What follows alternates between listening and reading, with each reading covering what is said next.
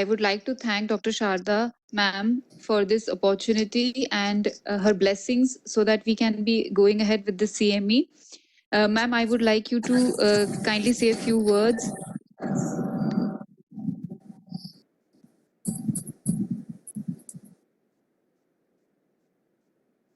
Ma'am is the founder and chairman of Life Care Center and and Life Care IVF. She is a founder and secretary of the Delhi Gynae Forum. She's the founder chairperson of WOW India. She's founder and co-chairperson of Medical Legal Forum. She's the co-founder and president of Association of Women Reconstructive and Aesthetic Surgeons, and she's the chairperson training for the Delhi Gynae Forum. She has been a teacher at PGI Chandigarh and LHMC for more than 2 decades. I welcome ma'am and kindly just say a few words for the meeting. Ma'am, am I audible?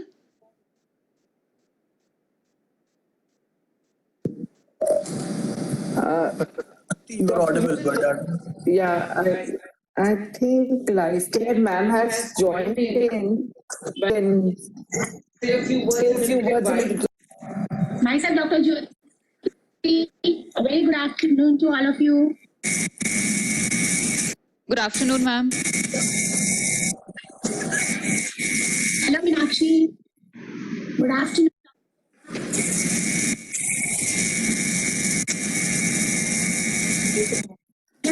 Dr. Jyoti, Dr. Sharda. Actually, for the Institute of Reproductive Medicine and IVF Center at Primer Super Speciality Hospital. He's the founder director ART Center at Army RRR Hospital, Delhi, and the Southern Star ART Center at Command Hospital, Pune. He's the advisor ART program of many successful centers in the civil medical colleges, private institutes and services. He's a postgraduate teacher and examiner, MUHS and Delhi University. He is an examiner also for the fellowship in reproductive medicine, DNB. He is the former general secretary of IFS and a recipient of Jagdishwari Mishra Award through FOXY. He's the chief of Army Staff Commandment Medal, and he's the Vashisht Seva Medal he was presented the Vashisht Seva Medal by President of India. I welcome you, sir, for this event. Thank you so much to grace the occasion. thank you. Thank you so much, sir. Our another expert moderator, Dr. Kuldeep Jain, had to come for this event, but he'll not be joining us today due to some personal issues. And I would now like to invite Dr. Meenakshi Ahuja to start the meeting with her talk on Introduction to Luteal Phase Defect, What is New? Ma'am is the director at Fortis Lafarm Hospital OBGYN department. She's the academic secretary of Delhi Gynae Forum. She's a past president of DGFS. She has been a speaker at various public forums, FOXY and AOFG. And ma'am is very passionate about women health and disease prevention. I would request ma'am to kindly start her talk. Thank you so much, ma'am. Thank you so much to the esteemed expert moderator, Dr. Sharma, that we have.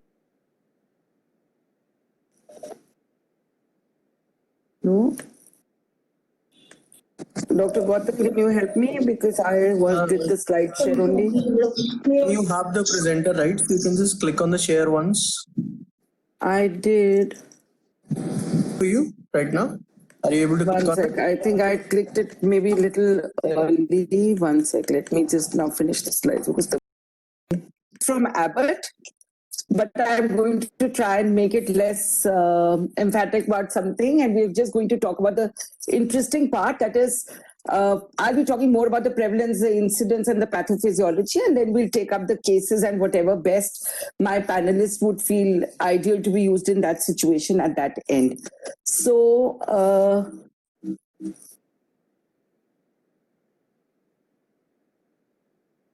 so today we're going to talk about an overview of the luteal phase defect, the luteal phase defect treatment approaches, choosing the right progestogen, improved outcomes due to dydrogesterone in LPD management, and the case studies we'll be taking later. So an overview of LPD. So LPD was diagnosed as early as 1949 when the first original definition of LPD was presented by Jones as a corpus luteum defective in progesterone secretion, which in turn is cause of infertility or early spontaneous abortion. Further investigations led to a broadening of this definition to include a short luteal phase, which is less than 12 days between ovulation and the menses with relatively normal progesterone secretions, normal length luteal phase with inadequate progesterone secretion, or an inadequate endometrial response to an otherwise normal progesterone concentration. So we would take all of these now in our definition. And however, the problem is that LPD is a very difficult diagnosis to make because it can be confirmed only after repeated measures in different cycles. Sorry, one sec. Yeah. So there's a possible sporadic abnormalities of luteal function in fertile women. What it means is that luteal phase, although the LPD is clinically relevant only if it is present in most menstrual cycles, a requirement of 2 consecutive menstrual cycles as currently applied to the diagnosis is pretty arbitrary because it can basically start at any time in the cycle. So one cycle may have an LPD, the next will not, the next may. So even if we take samples in 2 consecutive cycles, it's not necessary that we would be able to make a diagnosis of LPD. As far as the prevalence as incidence of LPD is concerned, that is why there is a lot of disparity in estimating the true prevalence of LPD. Because in the normal population of women who take little extra time in conceiving, it's extremely difficult to diagnose LPD because of the sporadic nature of the disorder. Several reports have attempted to provide estimates of the prevalence, and we have from Jones in 1976 something as varied as in the endometrial biopsy specimens in 3.5% of infertile women, going up to 13.5% of infertile women in another study in 1986. So that is why it becomes very difficult that what is the true prevalence, because we don't have studies done in normal healthy women, but we know that yes, it is an important thing as far as infertility is concerned, and an important up to 30 to 35% cases of recurrent miscarriage have a blame in the LPD. Coming to the pathophysiology, again, it's a heterogeneous disease with a multifactorial cause. This confusion increases because a woman can have the problem at more than one level. She could have a problem at the hypothalamic pituitary level, an ovarian level, or the endometrial level. So when we know that there is good evidence to suggest that several differences and defects caused by different levels are there, again, they could be coexistent in the same woman. So here, as far as the hypothalamic pituitary effects, problems, pathophysiology is concerned, it means an abnormal FSH or LH level, leading to a faulty HCG or FSH receptors, aberrant folliculogenesis, which in turn leads to corpus luteum dysfunction, which could also be because of a hyperprolactinemia or leading to a decreased progesterone function. The endometrium may have faulty estrogen progesterone receptors, or the endometrium may not be properly prepared, which also leads to infertility and habitual abortions. So coming to the next slide. So coming to the pathophysiology and the inadequate folliculogenesis, the pathophysiology of the luteal phase defects includes a series of reproductive hormone abnormalities like supraphysiologic, which is the LH pulse frequency leading to an LH surge of decreased magnitude, decreased secretion of progesterone, estrogen, estradiol, and inhibin, a decreased bipotency of LH in the mid to late luteal phase, all leading to premature luteolysis and subtle decrease in luteal phase duration, and subsequently a change in the menstrual cycle length. Now, what happens when we are talking about defect in the endometrial receptivity? Successful implantation is necessary for the establishment of pregnancy. An adequate balance of endometrial proliferation stimulated by estradiol and secretory transformation resulting from progesterone leads to the purported window of implantation, which is usually 20 to 24 days in a 28 average cycle. The implantation window is characterized by expression of cell surface adhesion proteins known as integrins. These integrins, we know that if the coordination, timing of the tubal embryo transport and the endometrial receptivity was disrupted, this purported window might be too short or too brief for which would lead to a intended pregnancy wastage. The alpha beta integrins normally appear in the endometrial glands on the cycle days 20 to 24 during the window of implantation. A supplementation with progesterone restores normal endometrium histology and normal alpha beta integrin levels.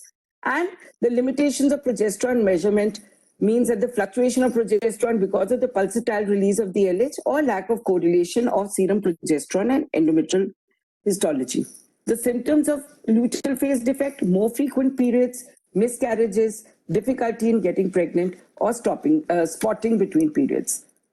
So the diagnosis actually, at how we know that how the human corpus luteum in pregnancy maintenance was there, Sapo et al. In 72 and in 74 actually did lutectomy. That is, remove the corpus luteum in women on day 49 and on day 61, and realized that when we remove the corpus luteum at an early stage, it causes a decrease in the progesterone and increase in the abortion rate. Because of a rapid decline in the progesterone, this abortion rate is occurring, and that is why it was seen that the significance of the human corpus luteum in maintaining the pregnancy is very important. For the diagnostic criteria of LPD, we know that the normal luteal phase length is relatively fixed at 12 to 14 days.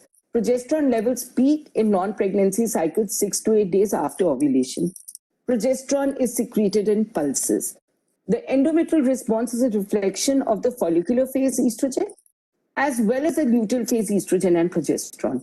Once implantation occurs, progesterone secretion by the corpus luteum depends on the rising HCG levels. And a failure of HCG levels to increase directly causes corpus luteum failure and decrease in the progesterone levels.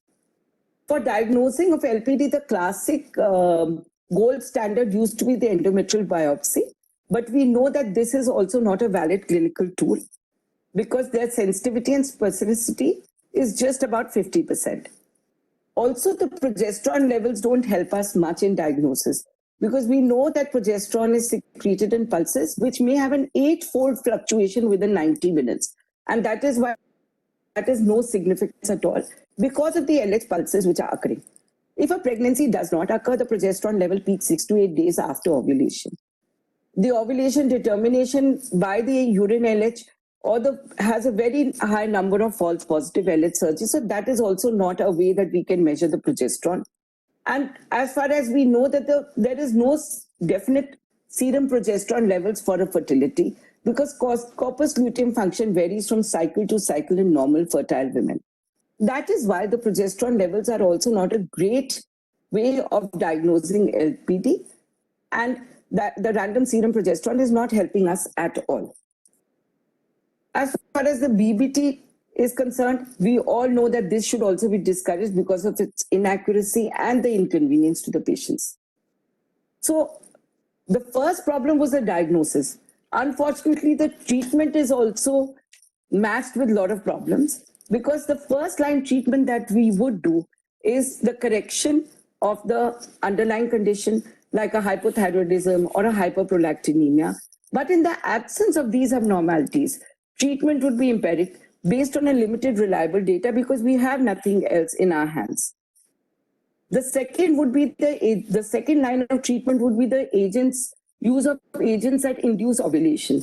This was very interesting because even the things that we use in the first half of the cycle to induce ovulation, ovulation inducing agents, have been seen to help us with the treatment of the LPD. And how that occurs is that these agents that induce ovulation may actually improve fertility of subfertile women because of the biological plausibility of this hypothesis that the physiological continuity between a developing follicle and the corpus luteum is there. And improved peri-ovulatory dynamics would definitely give us a better corpus luteum function. But the problem is here again that linking poor fertility outcomes to surrogate endpoints like progesterone deficiency has been unsuccessful. So what are the approaches that we have to the treatment of LPD? We have the strategies of progesterone supplementation, which promotes the endometrial maturation, progesterone and estrogen supplementation, which apparently acts by enhancing endometrial receptivity, HCG supplementation in luteal phase, which supports implantation, and ovulation induction, clomiphene or gonadotropins, which go on till the development of the early pregnancy. Progesterone supplementation is the most common treatment for LPD, and in ART, clinical studies are focused on LPS during assisted reproduction. However, less knowledge is there because role of progestrogens in the women in infertility because of LPD. Progesterone is the essential hormone during the first trimester of pregnancy.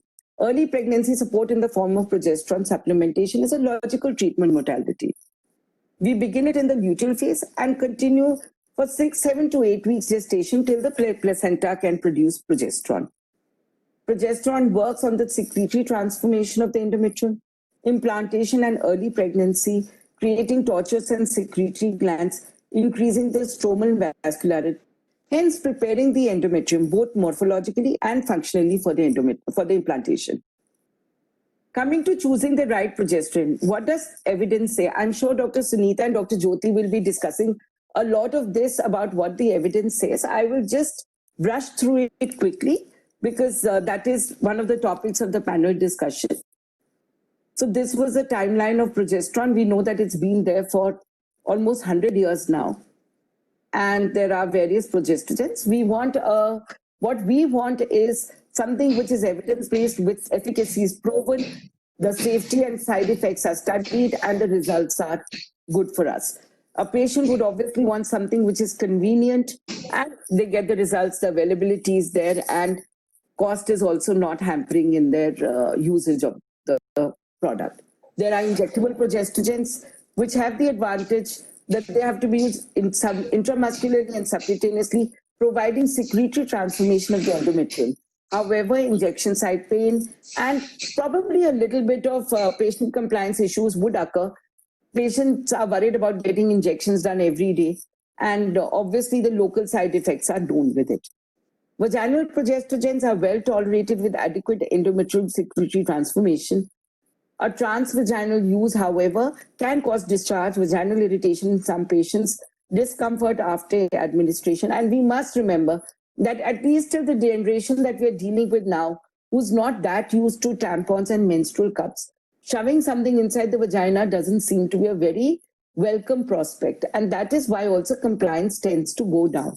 And hence the importance of oral progesterone. That seems to be the easiest route of administration. We all know that compliance is best. It is the most acceptable route for the patients. They will always prefer it over injectables or vaginal routes. Oral route could be an oral micronized progesterone or an oral dydrogesterone. And what does evidence say? The patient convenience and compliance offered by the oral route has encouraged people to come up with a lot of formulations like the sustained release. And so this is just a look at the facts that currently it's not approved in pregnancy indication. However, for luteal phase defect, there is no such thing that it can't be used. Like I said, I'm not going to get into these controversies.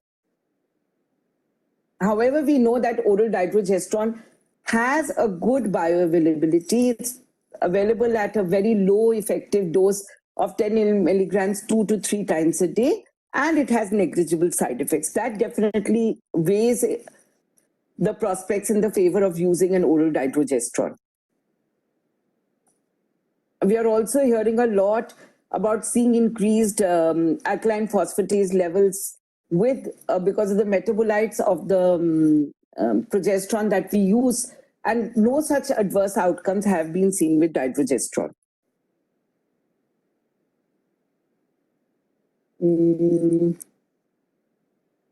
So this is just a study which I thought I'll mention because it's by Dr. Malik et al. 25 patients suffering from LPD, dydrogesterone from day of ovulation for 14 days for 3 cycles. The results showed 100% secretory conversion of endometrium. Pregnancy rate was 37.5 with no side effects, and almost 21% patients achieved pregnancy within the first month. the high success rate of dydrogesterone versus vaginal progesterone. This is another such study. I think Sunita will be covering this there. I'm not going to go through this. And the case study, Dr. Sunita will be taking. But I would just like to give the key messages. That is, the first point is that the correct approach to treatment of LPD is the identification and correction of any underlying condition, such as hypothalamic amenorrhea, thyroid and prolactin disorders, obesity and PCOS during COH for IVF cycles. The available scientific literature agrees that all gonadotropin cycles for IVF and non-IVF cycles, progestogen supplementation is necessary for LPD or LPS, showing an improvement of the main reproductive outcomes. Oral is most preferred route of administration by patients compared to injectable and vaginal progestogens. Dydrogesterone is the only orally effective progestogen as compared to oral NCP SR, and dydrogesterone 20 milligrams daily starting with the second half of the menstrual cycle till the first day of the next cycle for at least 3 consecutive cycles shows improved pregnancy outcomes. Thank you. I think I will just stop sharing my... There should be, Yeah, I think it's all. it's all. No? Thank you so much, ma'am. Thank you for enlightening us on the luteal phase defect, the basics of that as well. I would now like to invite the Dr. Jyoti Agarwal and Dr. Sunita Arora for the panel discussion. Dr. Sharma, sir, would you like to give any comments on this?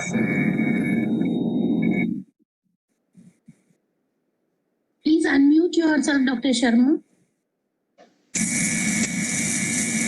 You need to unmute yourself.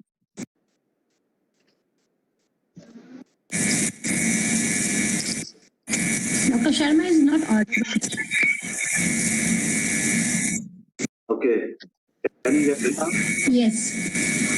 Yeah. So what I'm saying is, in case audience has got any questions, first, we should give them opportunity, then I will.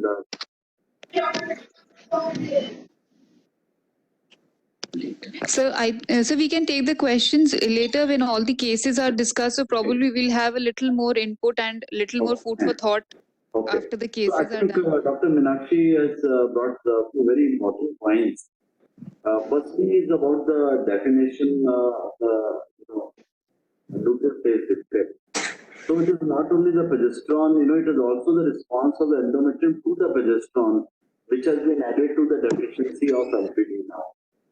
Because many times you find progesterone levels are fine, everything progesterone is fine, but the endometrium does not, get converted into Meeting due to lack of receptors. So this is a new addition to the definition of LPD, which is very, very important as far as the practical management is concerned. ये sprouts कल बनाए थे ना. Now the second thing is, another important point which is brought out is that a good follicle will form good corpus luteum. So if you want to have a good luteal phase, we should look into how we are stimulating the patient, what medicines which we are using it.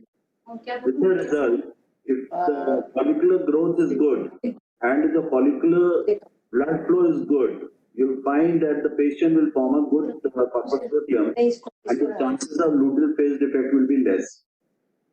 And lastly, definitely oral progesterone, people are, patients would prefer that way. And there have been research by even Dr. B.N. Chakravarti that even for IVF, they have used dydrogesterone and they found that the pregnancy rate is, if not better, as good as the micronized progesterone. So it is important to diagnose it and then treat it whatever the best way depending upon the patient. And secondly, another one point is that a patient who is a poor responder, maybe the luteal phase support with estrogen is also important. So that is the take-home message.